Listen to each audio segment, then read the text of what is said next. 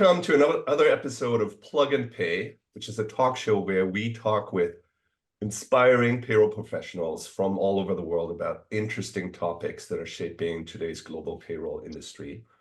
My name is Marc Oliver Fiedler. I'm the founder and CEO of Payzar, and I'm the host of the show, together with our head of service delivery, Max van der Klis-Busink. How are you, Max? Great, long time no speak, Mark. No, we speak a lot, but it's nice to be back on another episode together with you for Plug and Pay. So it's awesome to be back. And I think we have a guest that I've met in 2018, and just before we started recording, learned that he started 2 months earlier in Global Payroll than I did in April 2006. So really happy that we have Joe with us. Yeah. A lot of experience on the call here today. So it's great to have as our guest today, Joe Mathew. He's a director of Global Payroll at Spectraforce Technologies. Joe, so great to have you. Welcome to Plug and Pay. Thank you for joining us. So as we always like to do with our guests to get us started, why don't you tell us a little bit about yourself and your career in payroll, which we already know started some 17, 18 years ago.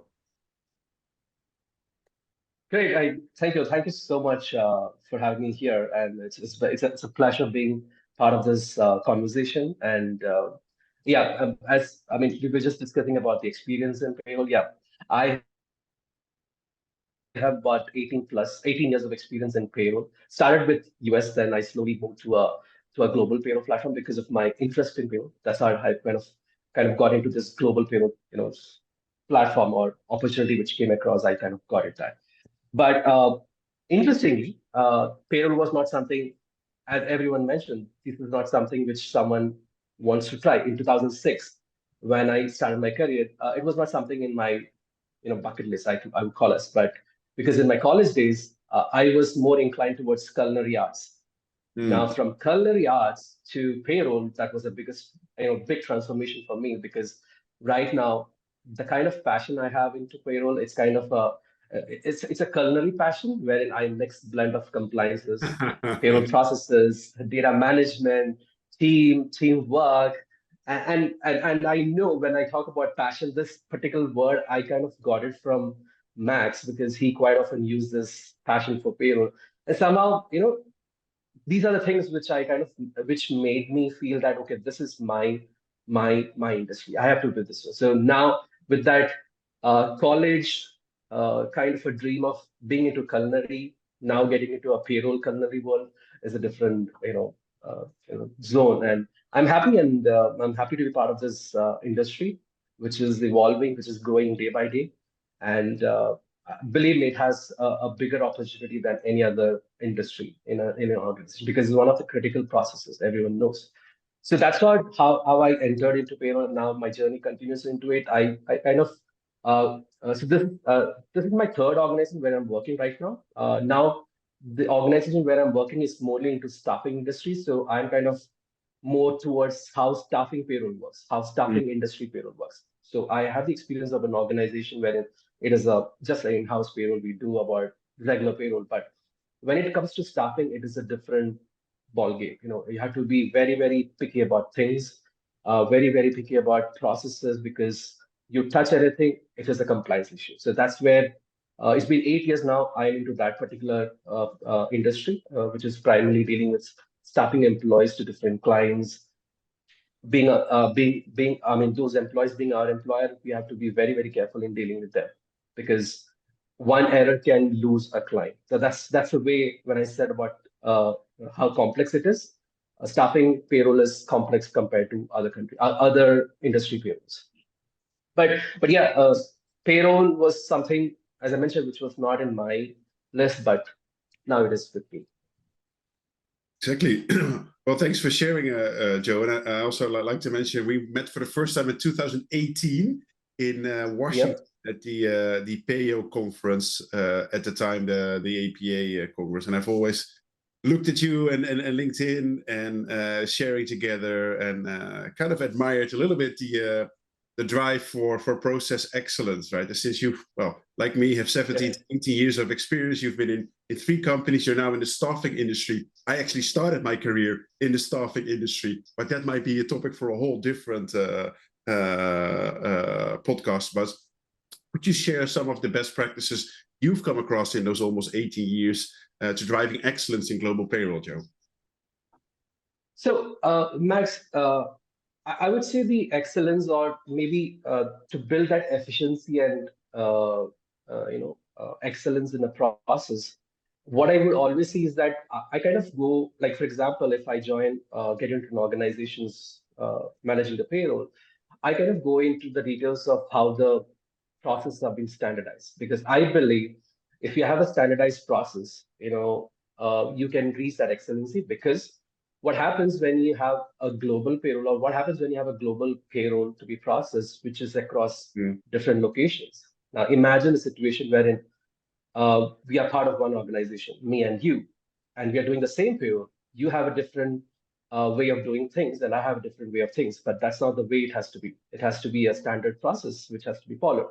And that's one thing which I always break in an organization, to make sure that the process is standard across all.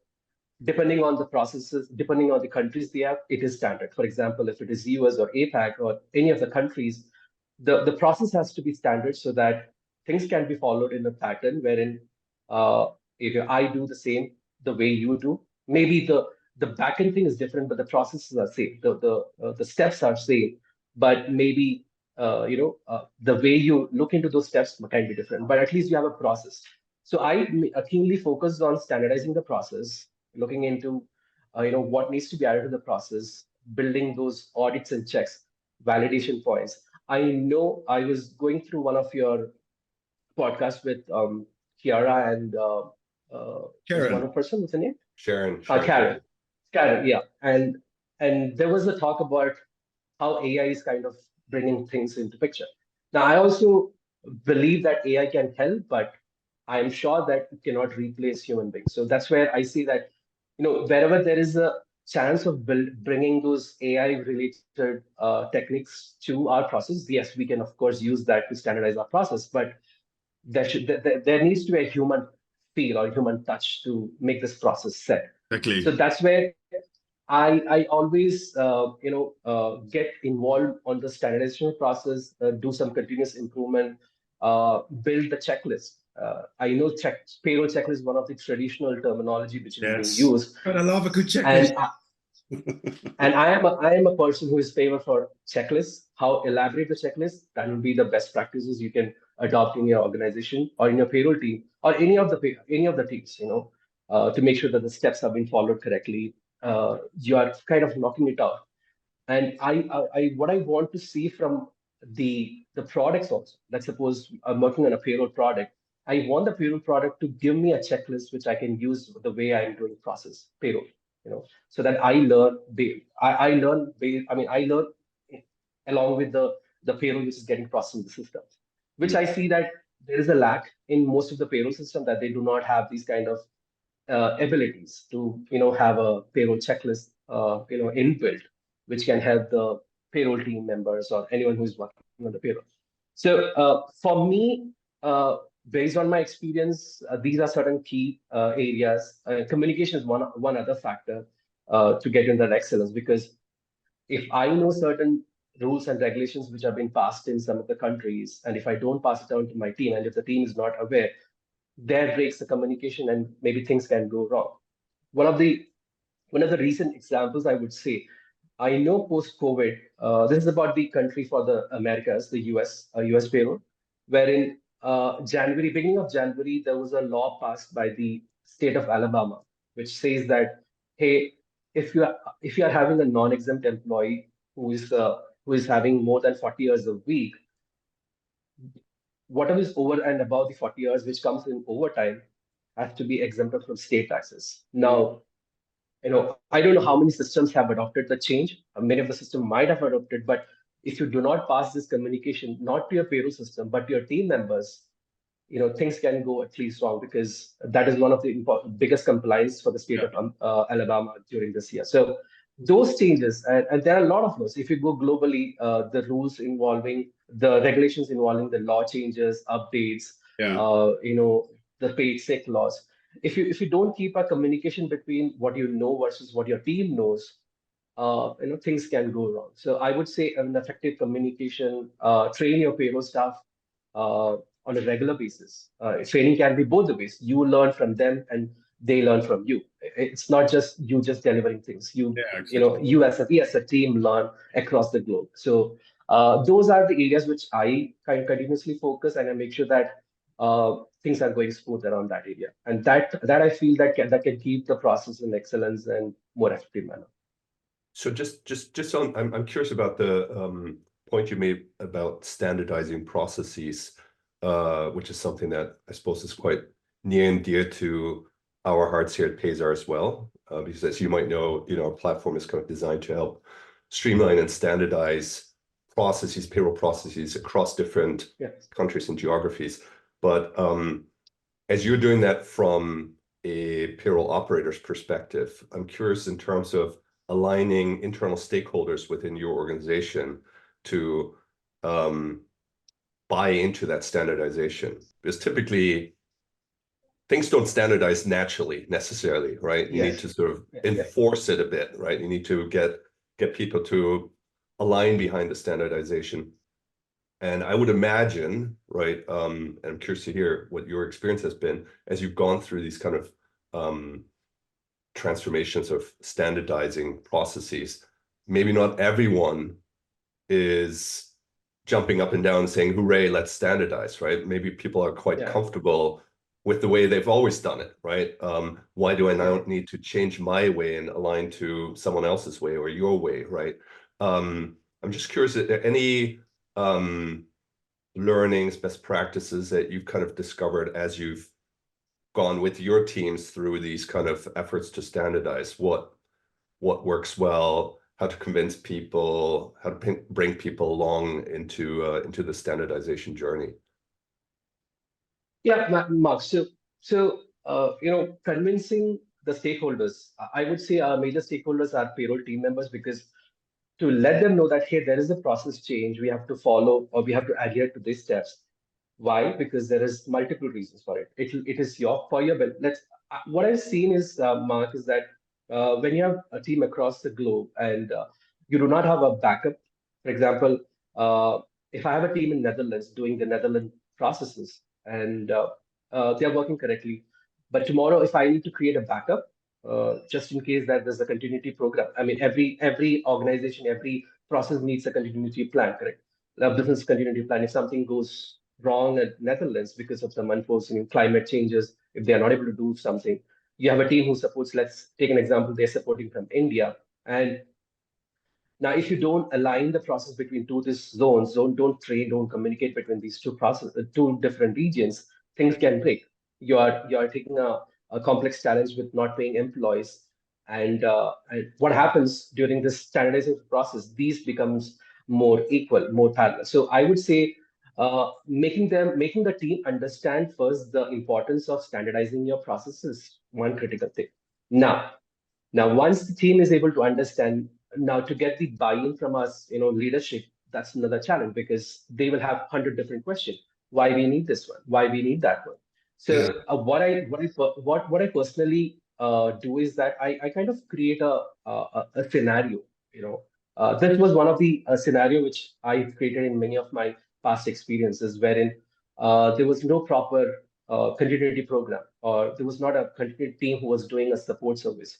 So suddenly something happened in one of the locations, and we were not able to do that. They were not able to do that. Suddenly we have to train them, run the payroll. So uh, this is not a challenge, or this is something the leadership is not aware of. They are aware of it, but to make them understand and give the end result, what is the impact of this change, or what is the impact of this process standardization, is what we have to make them understand. So once we have the clear understanding of this particular change, I would say it's not a big issue, or to get the buy-in from the stakeholders or any of the organization. I have done a lot of client transitions wherein most of the payroll are getting outsourced to India. My last organization was mostly into transitioning the processes from the US, Philippines, Jamaica, Puerto Rico, and getting the business into our Bangalore office. I was working in Bangalore. Now, there what I found was that, I know because of this transition, people are losing the jobs because of the cost cut, whatever it is, whatever is the organization big growth. But we cannot, take a hit on our payroll processes. So even there also, I had to convince the reason.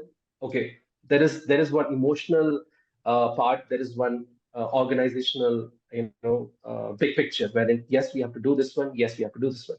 So you have to be in such a line wherein you are emotionally attached to that person in such a way that you emotionally train them. Okay, this is the reason why we want to get this process out. We need to standardize. We need to have a mechanism in terms of how we can deliver things across the globe. I would say those practices uh, can achieve a lot of talking between processes and kind of standardize your processes. And convincing, convincing and communication is one of the two key factors when it comes to standardizing of practices. But I would say these are important factors for every organization to look for. And I would say, yes, if Payzar is working on building, if the system itself gives you a room for building those processes or SOPs, great. That'll be a great initiative by a product to help the managers or leaders of payroll or processors to look into the system and, hey, give them some keywords, create a process, give them the steps, or maybe it can be more user friendly, wherein Payzar is asking some queries or questions to the users based on the inputs. It creates a document which can be helpful for their process. Right. So Right.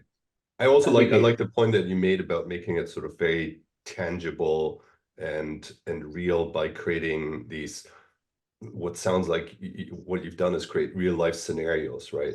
It's almost like Yeah. what if scenarios. Look, if you imagine that we had this sort of situation occurring right now, our organization is not prepared for it. That's why we need to take these steps in order to Yeah. have better backup capabilities, right? So that if someone cannot do the job that they would normally be doing, we have a way to backfill for them, and those kind of things I think are very powerful ways of explaining to the organization why it's critical to go through this change, which can sometimes be a bit uncomfortable, but it's important, as you said. And I have And within internal. Sorry, Joe, just stepping into, because what you shared brought back a lot of memories from my global payroll manager days when I was asking people to share what they do, what they know, and share regions, right? And then it was like, oh, this is my little space. You're entering my little space here now. I said to those user stories, and I think I've shared it in one of the podcasts I did with Angelique, but maybe it's worth noting is, I had an APAC lead who I asked, would you like to go on 2 weeks leave between Christmas, New Year's Eve without touching your laptop? She says, why are you asking me? I said, well, if you want to do that, we actually need to start documenting what you're doing in April, latest, start having people shadow you throughout summer to make sure that you don't need to touch your laptop after everyone's paid in December, and we will see you back in January. And that's kind of when it hit for her, like, so that's why we're doing this, so I can actually go on leave. And after that, she was fully in. Of course, there were some more difficult moments where, when you share, you're also challenged, right? Why do you do it this way? But making it very tangible, like a personal result, saying, hey, your work-life balance will improve if you do this. That's something that I've also learned that works very well. And then, of course, there comes tooling like Payzar or others, right? That's kind of how you operationalize it. But that why, I think, is super important in that change journey.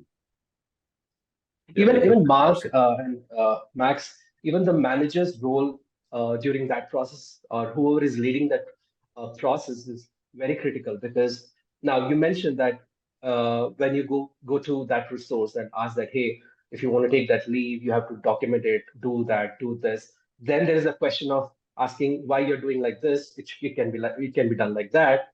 Now there's where I would say the manager has to involve, because at times what happens during this conversation, obviously there is the ego, emotional attachment, ego clash. I'm Yeah, senior to you, you're junior to me, I'm more experienced than you. And I would say that's the area wherein the manager or the leader has to focus and make sure that, okay, you guys do your job, and I'll make sure that you both are kind of, transferring the data in such a way that there's no clash between you, because we don't know that those small clashes can lead to another kind of scenarios wherein I'm not happy to work here because someone is taking my job. Uh, yeah, so if the person knows the reality of the reason behind why we are doing this one, not to just the person whom we are taking the training, but the person who is also taking the training or giving the training has to understand the importance of this communication or this exchange of work, because that's how we as a team or the team can develop and grow.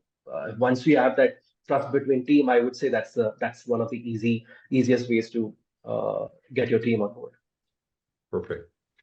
So there's a lot of good insights here in what we just discussed. And Joe, I'm curious, as you shared in your introduction, you've managed global payrolls for quite some time, and you have specifically a lot of experience managing payrolls in the APAC region. Are there any specific nuances to running payroll in APAC that would be important to consider as people are thinking about how to improve and optimize and maybe standardize their payroll? I mean, Mark, when you called about the nuances in payroll, not just at APAC, I manage APAC and primarily US APAC. That's where my kind of a domain or zones which have managed payroll. I would say in both these areas, uh, you know, uh, compliance is one of the key factors, which kind of make it crazy for any of the departments in the payroll, any of the zones, any of the countries. You call it US, you call it APAC, any of the Asian countries, you call it Philippines. I would say Philippines is a little more crazier than other country payrolls because it has a different lot more to be dealt. Now, I would say uh, from a standardization standardization uh, a way, or maybe how the product is looking like. If there is a product, that's what I always envision. If there is a product, and if we want to reach to that product and say that, hey, this is our country, this is our compliances. You guys are doing that. Okay, the product is doing the compliance, the taxing, and everything. But what is the visibility of those things to a user? If I am using XYZ payroll vendor or any of the vendors, and if I don't know what's going behind the system. I know the system is doing a lot of things, but if what is going behind the system, uh, majorly with the tax fees, because that's where a lot of changes are happening, a lot of regulations are happening. There are a lot of rules in terms of, if you take an example of US, there is paid sick loss, which is now very, very critical when it comes to country payrolls or state-wise laws along with county-wise laws. Now, if you take California, California is a different country altogether. We call it in US, it's a different country altogether. yeah, yeah, California itself has a different, way of handling things. Let it be payroll, let it be the taxes and everything. I would say compliance is one of the compliance when it comes to tax, when it comes to the payment of wages. yeah. If this has been very transparent to the system, I would say we can achieve a lot of things from a product or from a payroll thing. Thanks, Joe. Maybe picking up on your question, Mark, I was reading through well, relatively recent Deloitte study, which was a benchmarking study. I think it was released at the PAO Congress in 2020 across global payrolls. And there it mentioned that around the average employee to payroll FTE ratio, so that's how many how many employees one payroll team member can actually process. And there it was mentioned that APAC and North America tend to achieve greater economies. So they had a ratio of 1,200 to 1. So one payroll FTE could process 1,200 employees, whereas in EMEA and LATAM, it showed a completely different ratio of 320 to 1. So I'm not just curious, Joe, what's your experience in terms of those ratios? I mean, to add to your point, there's an interesting data point which I was capturing because we're also developing a in-house kind of a product. So now to the ratio of 1:1,200 for North America is correct, but in general, I was just reading to an article and I was kind of surprised to see that there are about uh, 30 to 35 touch points. Okay, 30 to 35 touch points for a payroll user when it starts the payroll to close the payroll. For each and every employee, there is about 30 to 35 touch points. So imagine, the amount of time the Yeah, payroll user is spending on payroll. Now, when it comes to Philippines or APAC payrolls or any other country payrolls, it becomes more kind of complex. Why? Because the one is, I would say, there is a lack of information.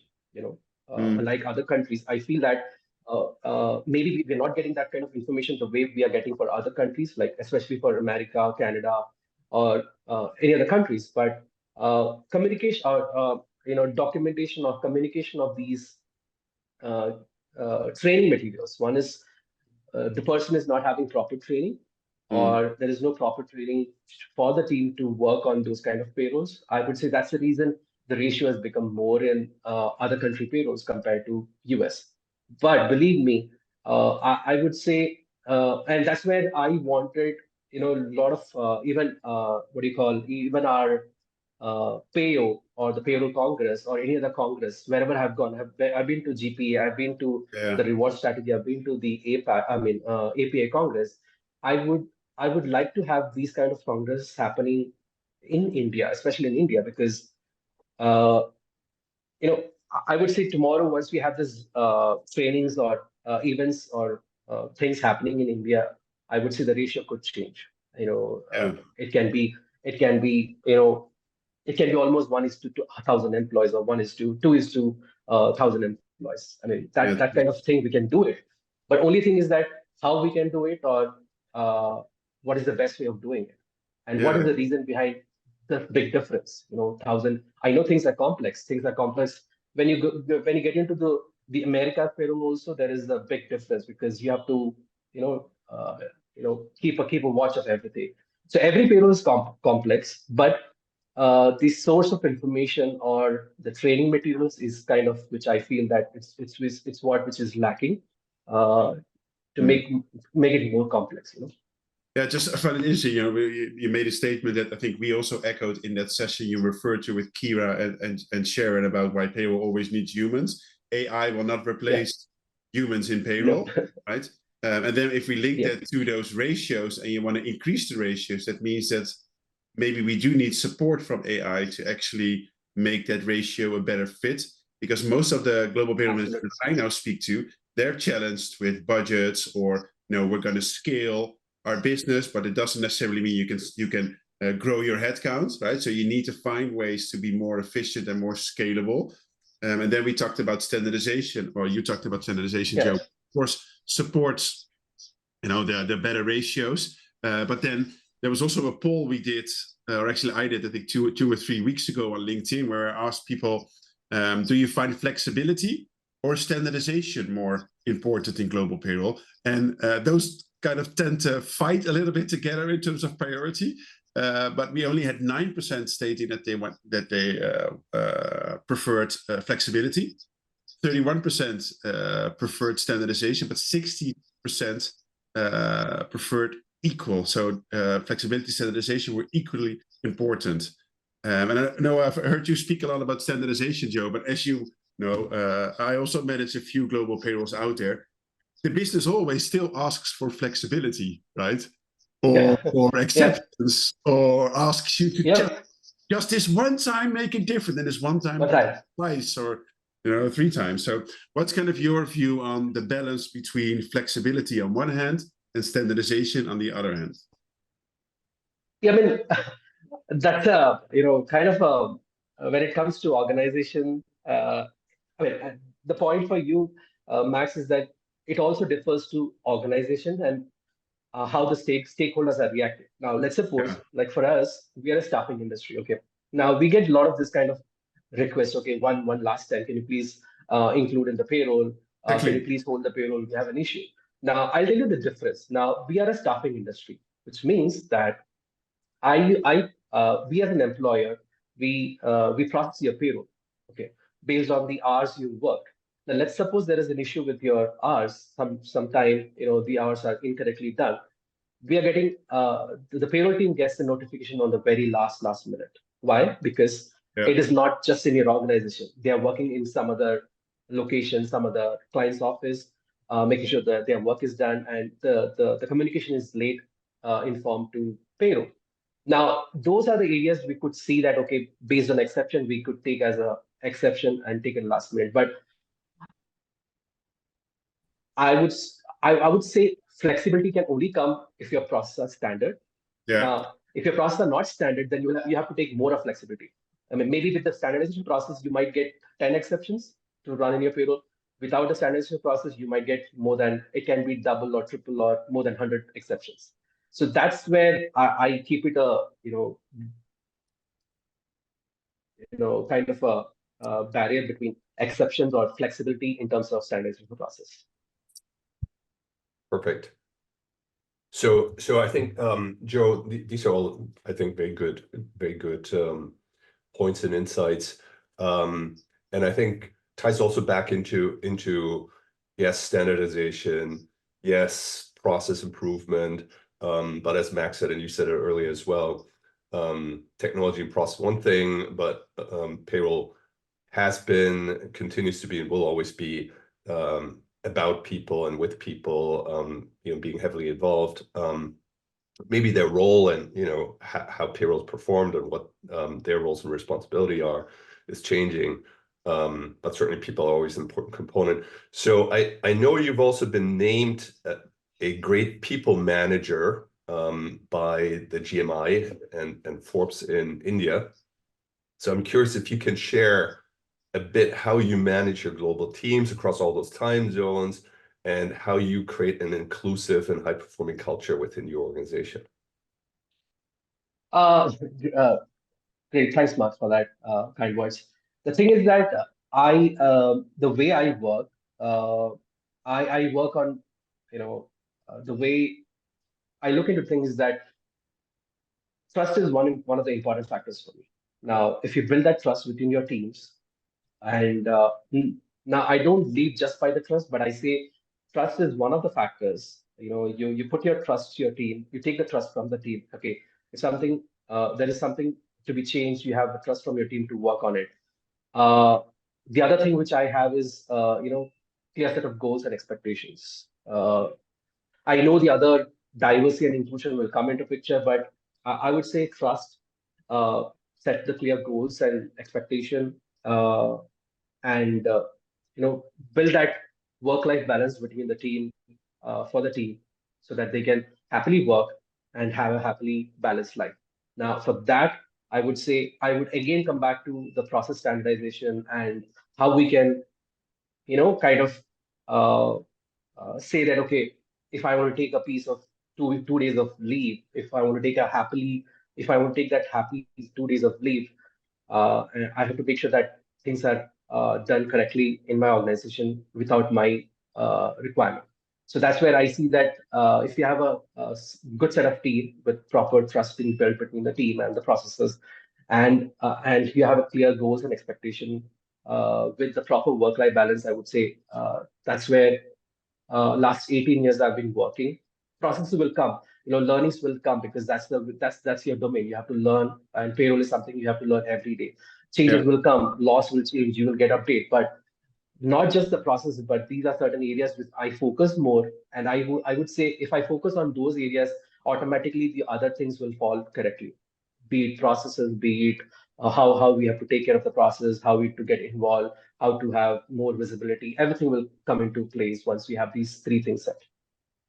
I think that's great, Joe. It also reminds me of a quote by one of the managers I actually had at PricewaterhouseCoopers, PwC, where I was at.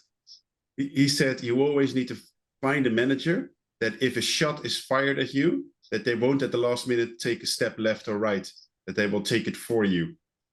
Absolutely. And that's always what I said also to my team, build on trust. whenever a mistake is made in payroll or someone is paid incorrectly, right, or something happens, you as a manager are always accountable. And of course, then you follow up within the team to say, how can we Yes. improve, right? But you always take the hit for your team. And I think that's also what you're alluding to, Joe. Yeah, absolutely. And that's where, we as a manager, we as leaders have to come into picture. So tomorrow something happens, they'll definitely come to you and say, hey, Joe, there is an issue. How can I resolve? Exactly. And what happens with that discussion is that they also will go to their peer groups and say, hey, team, I had an issue and this is what we have fixed it. It's kind of a learning for the team. Yeah, that's great. Well, thanks, Joe, for joining us. And before we wrap up, I'd like to ask you one more final question that's, I think, dear to all of our hearts. There's just not enough payroll professionals out there. So there's more payroll jobs than there are payroll professionals. So the question to you is, what would you say to youngsters who are debating going into global payroll to persuade them to go for it? Oh, I am a what do you call always a yes person for payroll when it comes to payroll. But I would say that payroll is a big industry which is very critical to every organization and has a growing demand with diverse opportunities. So I would say for all of them, go for it. And I would encourage the youngsters to embrace the challenges, to seize the opportunities. And there's a big, remarkable, rewarding journey in payroll. So just go for it. There is no back to see that, okay, payroll is something clerical or payroll is something bad. I would say payroll is go for it. You will be so into that I mean, I would say because of my passion into payroll, I know Max, you'll also be agreeing to that. Yes. Uh, it's a different mix of things. Payroll is not just numbers. It is about how the numbers are converted into your paycheck. Imagine the art behind that. So I would say payroll is an art. You mix it in proper in you create your art in such a way that everything has been added to every color has been added to each of the processes, and you have a beautiful result, a happy customer or a happy employee with a smiling face that, hey, on a Friday I got my pay. What best you can do for that? So I would say go for it. The industry is big. The way things are evolving from last 10 years, what I've seen from payroll, what payroll is right now, the industry is big and every organization is valuing the payroll team in a different way. They have changed the way things have been looked upon a payroll team. So just go for it. Perfect. I think we can all echo that. Yes. Payroll is an exciting space. Yep. So many different facets to it, and if anything, I think it's getting more and more exciting. The world is getting smaller. I think we're all moving closer together. We're learning more from each other. So I think there's tons of exciting opportunities here for everyone. Well, listen, Joe, thank you so much for joining us on today's episode. It was really great having you, and thank you for sharing your insights, your experience with us, Max and myself, and all the listeners and viewers of this talk show. That's it for today's episode. Plug and Pay is being published and put out there twice a month. You can find us on our YouTube channel as well as any of the major podcast sites such as Spotify, Apple Podcasts, and Google Podcast. Max, any final words? Oh, I'd like to say a personal thanks, Joe, for joining us. I really liked the vibe and the energy, and I would probably maybe just play this episode out loud in my hometown to all the youngsters who are still to find a new job. Say, you want to go in accounting? Go to payroll. You want to go in HR? Go to payroll. You want to go to legal? Go to payroll. You want to do tax? Go to payroll. Payroll. Exactly. So that's basically it. So thanks for being the banner for us, Joe. And Mark, thanks for having me again. And everybody, do make sure you like, subscribe, and leave a review, because we're here together to make the industry a little bit better every day. Absolutely. Thank you, Mark. Thank you, Max. Thanks. Thank you. Bye. Take care, everyone.